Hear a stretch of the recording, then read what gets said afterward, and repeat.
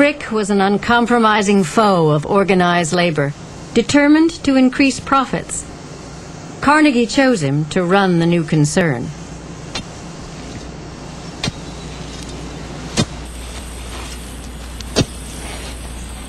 Frick had smashed the unions in his coke ovens at Connellsville, and some people said he meant to do a similar job in Homestead. While negotiations were still ostensibly in progress, Frick had a tall fence built around the mill and erected searchlight platforms around the mill yard. The union men promptly nicknamed the mill Fort Frick. A group of carpenters working on the fence heard a rougher call to one of them. "Do a good job on that fence, Charlie." The carpenter replied, "Ain't it a hell of a note? Like asking a man to dig his own grave." The great convention of the Amalgamated Association opens today. It is beyond question the most powerful independent labor organization in the world, and every movement of the manufacturers seems to aim at its destruction in the coming conflict. Homestead's unionized workers were given an ultimatum: sign the company's contract by June 24th, or work in the mill on a non-union basis. The eyes of the whole world of labor are at present fixed on Homestead. You are entering on a struggle for your rights. If you succeed, the labor of this great country will profit by your success. If you fail, success on their part will be all the harder to gain. John McLucky took the floor. The reduction of wages proposed by Mr. Frick means that we will receive from 12 to 42% less. This would mean a cessation of public improvements in Homestead, a material reduction of the prosperity of the town, and in a great many cases, individual hardship. We are asking nothing but our rights, and we will have them if it requires force to get them. On June 24th, negotiations deadlocked. The following day, Frick wrote a letter to Robert Pinkerton, head of the Pinkerton Detective Agency. We will want 300 guards for service at our Homestead mills as a measure of precaution against interference with our plan to start the operation of the works again on July 6, 1892.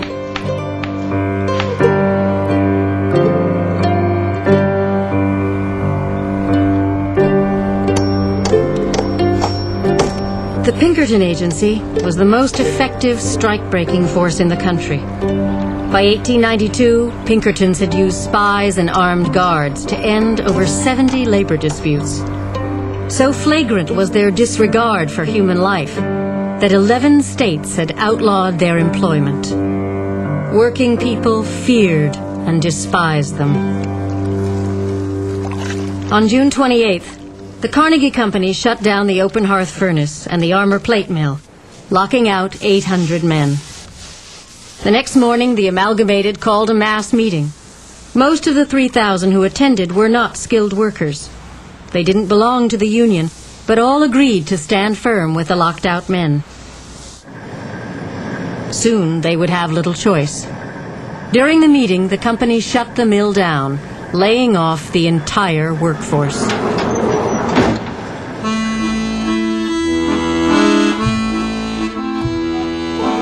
Within days, 600 of the foreign-born workers formed their own lodge of the Amalgamated.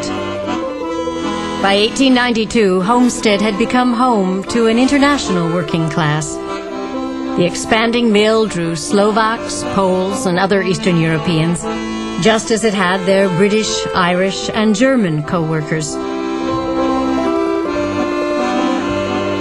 Despite the anti-immigrant sentiments which prevailed in western Pennsylvania, skilled and unskilled, union and non-union, native and foreign-born workers cast their lot together to succeed or fail as one.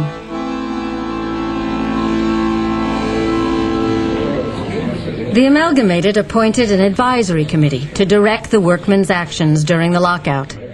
For their spokesman, they chose a charismatic young leader, Hugh O'Donnell. The committee has decided to organize their forces on a truly military basis. We will be in touch with every city and hamlet in the United States, and will hear the moment a train of men for the mill leaves other cities. Newspaper reporters and sketch artists converged on Homestead to see if the nation's largest steelmaker and its most militant labor union would come to blows.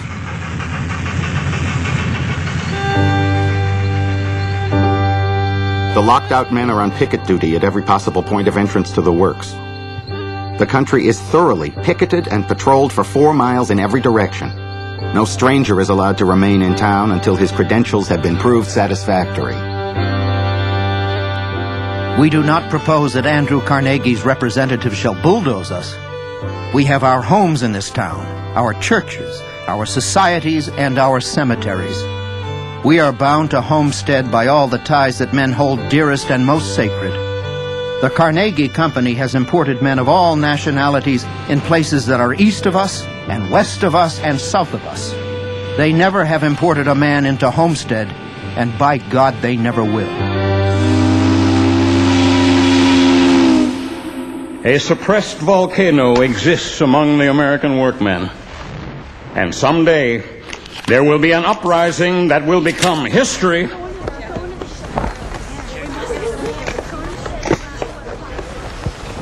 The Reverend J.J. McIllier was Homestead's Methodist minister. The question is often asked, where would Homestead be without the mills?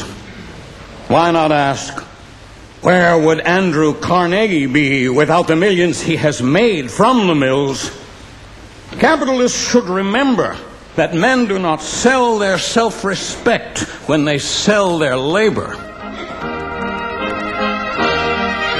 Even Ivy Leaguers absorbed in the weekend's Yale-Harvard race followed the events with increasing alarm. 1892 was a presidential election year, and Homestead posed a threat to the incumbent Republican Party. The Republican platform centered around a high tariff policy, supported by both business and labor. If the dispute at Homestead could not be settled to the workers' satisfaction, the party risked losing labor's vote. July 2nd to the New York Times.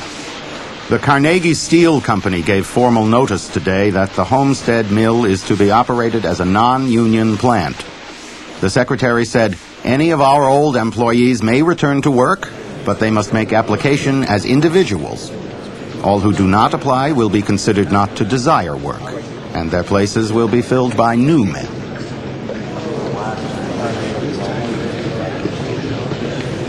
On the 4th of July, Frick sent a coded cable to Carnegie regarding plunge, their code word for Homestead. Small pond pony plunge, repairing pond pony choke, watchman arrive, plunge morning, board early.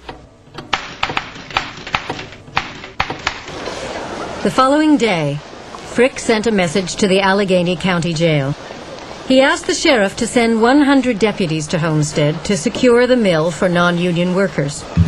The sheriff feared this would cost him workers' votes.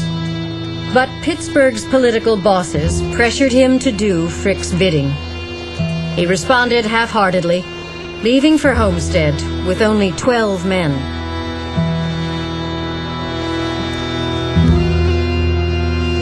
When the deputies arrived, the town appeared calm and the mill undamaged.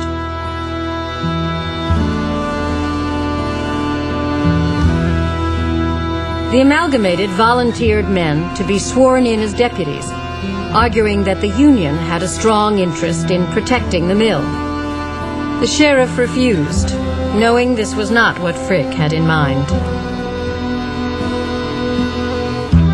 Under the circumstances, the advisory committee refused to be held responsible for the mill and formally disbanded. As the committee destroyed its records, the sheriff and his men retreated to Pittsburgh. Within hours, Frick would press ahead with his secret plan for the 6th of July.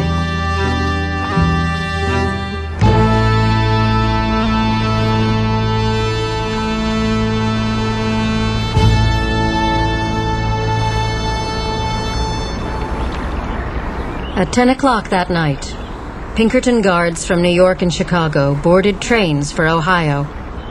They continued to the outskirts of Pittsburgh, where they boarded barges bound for Homestead. 50 of the 300 men were Pinkerton regulars. Only the officers knew what lay ahead.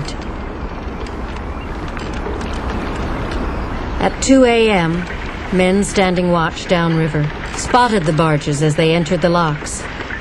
One man set off on horseback to warn the townspeople, while the others telegraphed ahead.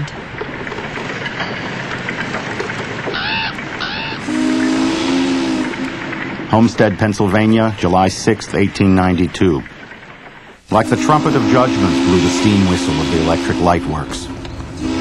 It was the signal for battle, murder, and sudden death. Not one of the thousands who heard and leaped from their beds to answer its signal dreamed of how much blood was to flow in response to its call.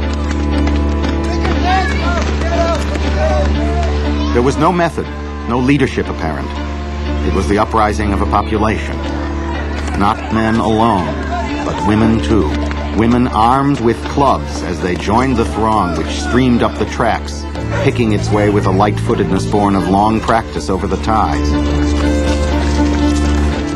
The leader of the women, a white-haired old beldam who had seen 40 strikes in her long life, strode to the front and brandished the hand billy which she always keeps about her house for just such emergencies.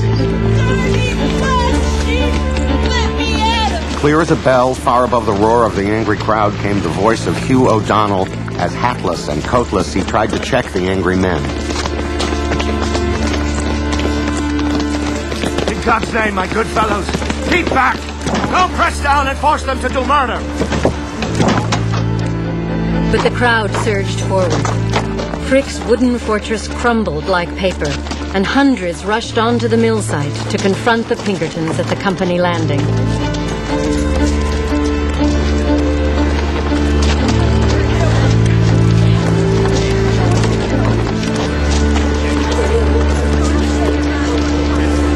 A steelworker's son, Billy Foy, walked brazenly toward the tugboat. Standing on deck was the Pinkerton captain, Frederick Hinde.